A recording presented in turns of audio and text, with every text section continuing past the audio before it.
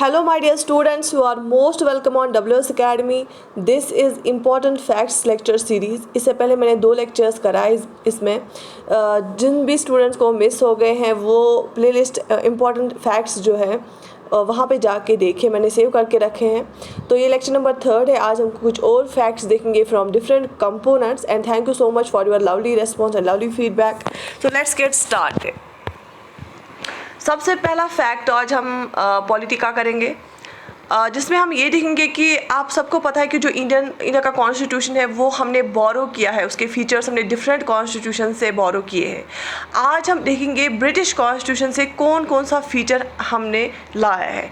ठीक है, यहाँ पे ये है लिस्ट। सबसे पहला फीचर है पार्लियामेंट्री फॉर्म ऑफ गवर्नमेंट।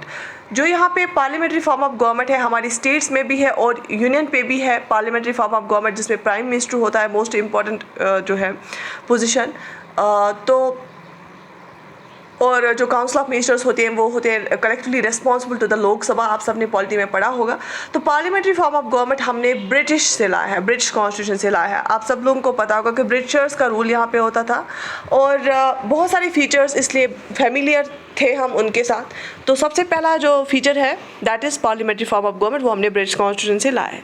दूसरा है रूल ऑफ लॉ, ये भी हमने जो है ब्रिटिश कॉन्स्टिट्यूशन से लाया है। लेजिस्लेटिव प्रोसीजर भी हमने ब्रिटिश कॉन्स्टिट्यूशन से लाया है। रूल मेकिंग कि हम कैसे बिल को पास कराते हैं। ठीक है, सिंगल सिटीजनशिप का कंसेप्ट भी हमने ब्रिटिश पार्लियामेंट से लिया है। वहाँ पे भी सिंगल सिटीजनशिप होती है, यहाँ पे भी सिंगल सिटीजनशिप होती है। हम सारे सिटीजन्स हैं इंडिया के और एक्सेप्शन जम्मू एंड कश्मीर थी, लेकिन एब्रोगेशन ऑफ आर्टिकल 370 जब हुआ उसके बाद यहाँ पे जो है पूरी कंट्री में सिंगल सिटीजनशिप है। ठीक है, अनलाइक अमेरिका में ड्यूअल सिटीजनशिप का कॉन्सेप्ट है, लेकिन हमने सिंगल सिटीजनशिप का जो कॉन्सेप्ट है वो हमने ब्रिटिश कॉन्स्टिट्यूशन से लिया है। उसके बाद एक कैबिनेट सिस्टम, अगर हम देखेंगे स्टेट्स में भी अपनी स्टेट कैबिनेट होती है और सेंट्रल में यूनियन कैबिनेट होती है, जिसमें कि कैबिनेट मिनिस्टर्स और हेडेड बाय प्राइम मिनिस्टर होता है। तो कैबिनेट सिस्टम भी हमने कहाँ से लिया है? ब्रिटिश कॉन्स्टिट्यूशन से लिया है। प्रेरोगेटिव रेट्स जो कि सुप्रीम कोर्ट या हाई कोर्ट इशू करते हैं रेट्स को, ठीक है, कोर्ट ऑर्डर्स होते हैं डिफरेंट सिचुएशंस में, ये भी हमने कहाँ से लिया है? ये भी हमने ब्रिटिश कॉन्स्टिट्यूशन से लिया है। पार्लियामेंट्री प्रिविलेजेस भी हमने लिए हैं, मतलब जो पार्लियामेंट मेंबर्स होते हैं ना उनके कुछ एक्स्ट्रा राइट्स होते हैं, उनको इम्यूनिटी मिलती है।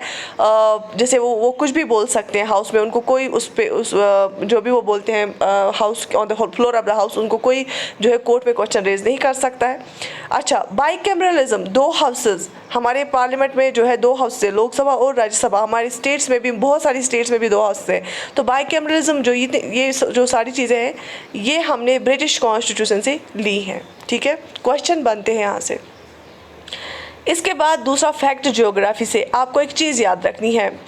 अरुण जो है ना, अरुण का बिजनेस बूम हुआ, मतलब बिजनेस का बूम होना मतलब बहुत ज़्यादा चलना। ठीक है, बूम वो बिजनेस साइकिल में आपने बूम पढ़ा होगा कॉन्सेप्ट। अरुण का बिजनेस बूम हुआ मतलब बूम दिला पास जो है ना, पासेस आपने पढ़ा होगा जियोग्राफी में। पास होता है कि जैसे माउंटेन रेंजेस होते हैं ना, माउंटेन्स, उनके बीच में जो रास्ते होते हैं ना पार करने के लिए रास्ते, तो उनको हम पासेस बोलते हैं। तो बूम दिला पास, अरुण का बिजनेस बूम हुआ ना, तो बूम दिला पास कहाँ पे? अरुणाचल प्रदेश में।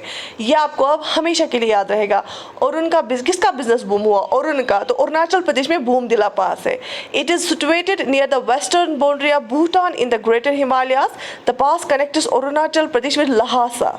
ठीक है, तो ये जो है बूम दिला पास कहाँ पे है? अरुणाचल प्रदेश में है। ठीक है, इसके बाद फिर से पॉलिटी। आर्टिकल 148 जो हमारे कॉन्स्टिट्यूशन में है वो हमें बताता है कंप्ट्रोलर एंड ऑडिटर जनरल के बारे में, जिसको हम कैग भी बोलते हैं। तो आर्टिकल 148 डील करता है किसके साथ? कैग के साथ। कैग कौन होता है? Guardian of public purse. जितने भी गवर्नमेंट के पास पैसे होते हैं ना वो लोगों के होते हैं। कैसे? लोग टैक्स पे करते हैं। ठीक है, तो डायरेक्ट टैक्सेस भी और इनडायरेक्ट टैक्सेस। तो जो टैक्स का पैसा होता है लोगों से आता है और गवर्नमेंट के पास चला जाता है, और गवर्नमेंट ऑफिशियल्स इसको कैसे खर्च करेंगे, कहाँ पे खर्च करेंगे, किस तरीके से खर्च करेंगे, किन कामों के लिए खर्च करेंगे, ये सब का ऑडिट कौन करता है? कैग करता है। और जो है कैग, इसलिए हम उसको बोलते हैं guardian of public purse. Article 148 deal करता है कैग के साथ। कैग मतलब एक कॉन्स्टिट्यूशनल बॉडी है, क्योंकि कॉन्स्टिट्यूशन में इसका जिक्र करके है। इसके बाद कंट्रीज सराउंडिंग द ब्लैक सी, ऐसी कौन कौन सी कंट्री है जो ब्लैक सी को ब्लैक सी के इर्द गिर्द है। यहाँ से भी क्वेश्चंस बनते हैं। अब आप ये कैसे याद रखोगे, आपको याद रखना है द बर्गर, ठीक है, द बर्गर और THE द BURGR बर्गर, ठीक है। द बर्गर में सबसे द से मतलब है टर्की। सबसे पहली जो कंट्री है ब्लैक सी के अराउंड, ब्लैक सी के अराउंड जो पहली सबसे पहले आप याद रखोगे, क्या रखोगे याद, द मतलब टर्की, T से टर्की, ठीक है। उसके बाद बर्गर, B से बुल्गारिया, ठीक है, U से यूक्रेन, R से रशिया, G से जॉर्जिया, R से दूसरा R रोमानिया, ठीक है। इससे इजी होता है आपको याद रखना the burger, THEBURGR, Turkey, Bulgaria, Ukraine, Russia, Georgia, Romania, ये जो कंट्रीज है ना द बर्गर कंट्रीज, ये ब्लैक सी मतलब बर्गर B ब्लैक सी याद रखना है, द ब्लैक सी के सराउंडिंग में है, ये ब्लैक सी के इर्द गिर्द है। द बर्गर, B से बर्गर, B से ब्लैक सी, ठीक है, T से तुर्की, B से बुल्गारिया, U से यूक्रेन, R से रशिया, G से जॉर्जिया, R से रोमानिया, ठीक है। इसके बाद एक और फैक्ट, कंट्रीज सराउंडिंग कैस्पियन सी, कैस्पियन सी के इर्द गिर्द कौन कौन सी कंट्रीज है, ठीक है। आप तारिक याद रखोगे, TARIK, तारिक। सबसे पहले T for Turkmenistan, A for Azerbaijan, R for Russia, I for Iran, K for Kazakhstan, ठीक है। Turkmenistan, Azerbaijan, Russia, Iran, Kazakhstan, these are around the Caspian Sea, these countries are around Caspian Sea. The burger and Tariq, TARIK, K for Kazakhstan, I for Iran, R for Russia, A for Azerbaijan, T for Turkmenistan. यहाँ तक बात समझ आ गई, याद रहा? चले आगे देखते हैं। बहुत इंपॉर्टेंट मिलिट्री एक्सरसाइजेस हुई 2022 मई में, ठीक है, मतलब रिसेंटली, आपको पता होनी चाहिए। सबसे पहले हम देखेंगे कौन सी, नाम क्या था, धर्मा गार्डियन 2022, धर्मा गार्डियन। ये किस किस के बीच हुआ, ठीक है, ये हुआ इंडिया और जापान के बीच में। और कहाँ पे हुई ये हुई बेलगाम कर्नाटक में, बेलग्राम कर्नाटक में हुई। धर्मा गार्डियन, जो जापान वाले हैं ना, इन्होंने जो गाड़ी में आ गए यहाँ पे और यहाँ से धर्म सीख लिया, जापान से वो गाड़ी में यहाँ आ गई इंडिया और धर्म सीख लिया। धर्मा गार्डियन जो है इंडिया और जापान के बिटवीन में हुआ और ये कहाँ पे हुई एग्जैक्टली, फॉरेन ट्रेनिंग नोड जो है बेलगाम कर्नाटक में हुआ। उसके बाद multilateral military exercise cold response 2022 किसने किया, ये कंडक्ट किया नेटो ने, ठीक है। लेकिन कहाँ पे किया गया ये नॉर्वे, नेटो नॉर्वे, ठीक है।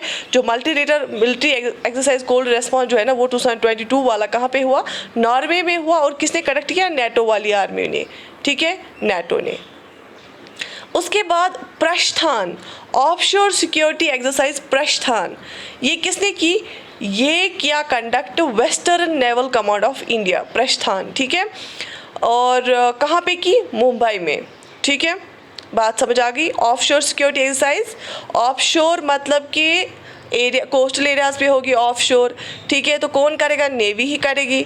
तो प्रस्थान किसने किया, western naval command of India ने मुंबई पे किया, क्योंकि मुंबई भी वेस्टर्न साइड ऑफ इंडिया में आता है, ऐसे यहाँ से मुंबई आता है ना।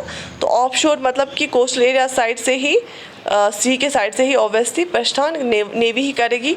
उसके बाद बायलेटरल मैरीटाइम एक्सरसाइज, बायलेटरल मतलब जिसमें 2 देश होंगे, सिलिनेक्स, ठीक है। सिलिनेक्स में आप देखो, SL मतलब श्रीलंका, SL मतलब श्रीलंका, IN मतलब इंडिया, X मतलब एक्सरसाइज, श्रीलंका इंडिया एक्सरसाइज।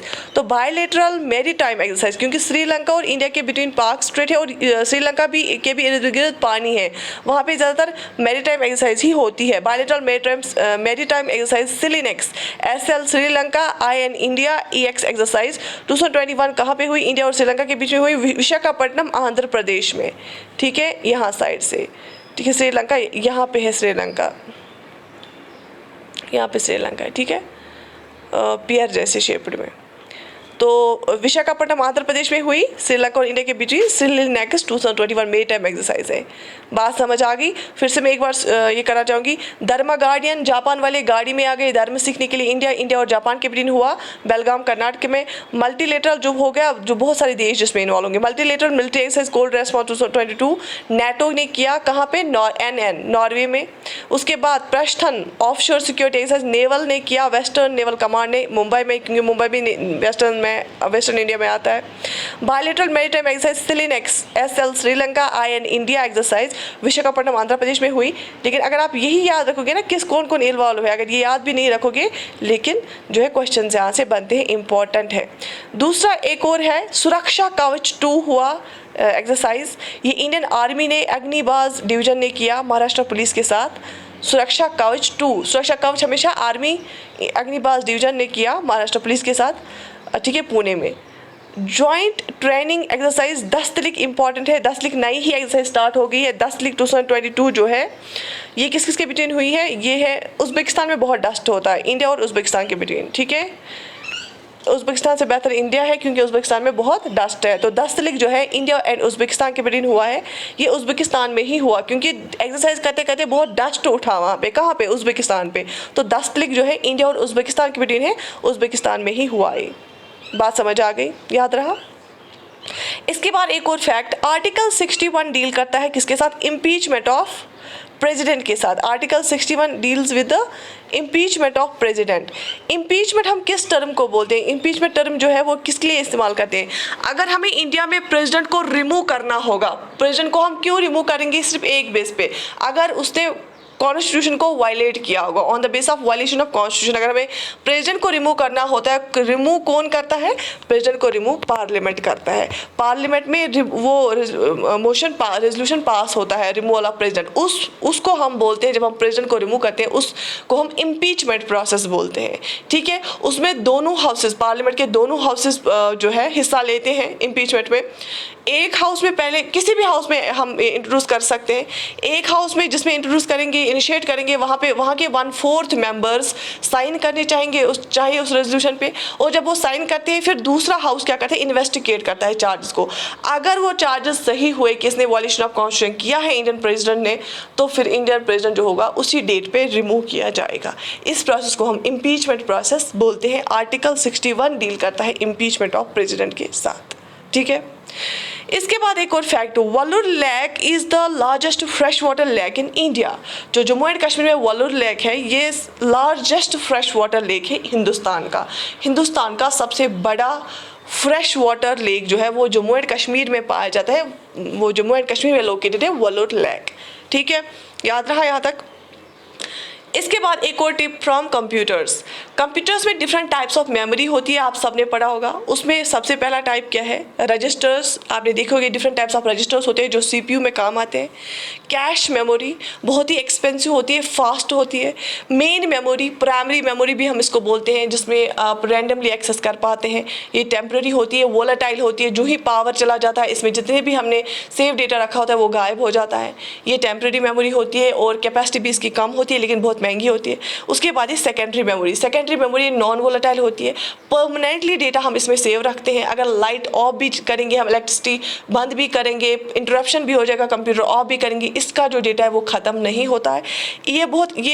इसकी कैपेसिटी बहुत होती है लेकिन स्लो होती है, ये ज़्यादा कीमती नहीं होती। फिर से मैं बोलूँगी, जो सेकेंडरी मेमोरी होती है ये नॉन वोलेटाइल होती है, इसमें डेटा परमानेंटली रहता है, इसकी कैपेसिटी ज़्यादा होती है लेकिन ये ज़्यादा महंगी नहीं होती।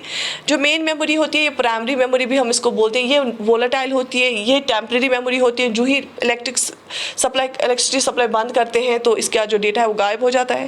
कैश मेमोरी भी फास्ट होती है, मेन मेमोरी भी फास्ट होती है और ये महंगी भी होती है। रजिस्टर्स है, ये भी टेम्परेरी मेमोरी होती है, सीपीयू में काम आते हैं। जब भी हमारा सीपीयू प्रोसेसिंग करता है वो डिफरेंट रजिस्टर्स को यूज़ करता है। एक्यूमुलेटर रजिस्टर होता है, जनरल पर्पस रजिस्टर होते हैं, डिफरेंट रजिस्टर्स होते हैं। तो ये थे टाइप्स ऑफ मेमोरी कंप्यूटर में। तो ये थे आज के जो है फैक्ट्स, और इंशाल्लाह कल मैं और फैक्ट्स लेके आऊँगी। और आप मुझे बताइए कि ड्यूरेशन इतना ही रखना है या मैं ज़्यादा फैक्ट्स एक लेक्चर में लाऊंगी। इससे इंटरेस्टिंग बनता है लेक्चर, और आपको याद भी रहती हैं रैंडम चीज़ें। जब आप डिफरेंट चीज़ें एक साथ पढ़ते हैं ना, वो ज़्यादा याद रहती हैं। इट इज़ एज एक साइकोलॉजी में रिसर्च हुई है, जितना आप डिफरेंट चीज़ें पढ़ेंगे उतना आपका जो है माइंड में ये ज़्यादा रिमेंबर करवाएंगी चीज़ों को। तो do right in the comment section, क्या आपको इससे भी ज़्यादा एक लेक्चर चाहिए बड़ा या इतना ही छोटा, ठीक है। So I wish you all the best, take very good care of yourself. Thank you so much for your response.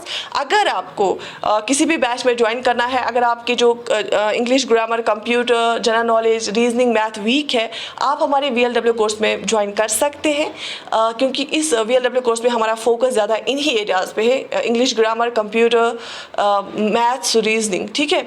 तो आप वहाँ पे ज्वाइन कर सकते हैं। हमारी जो बैच की रजिस्ट्रेशन है वो ओपन है। अगर आपको केस की टेस्ट सीरीज में ज्वाइन करनी है, आप वो भी कर सकते हैं। I wish you all the best, take very good care of yourself.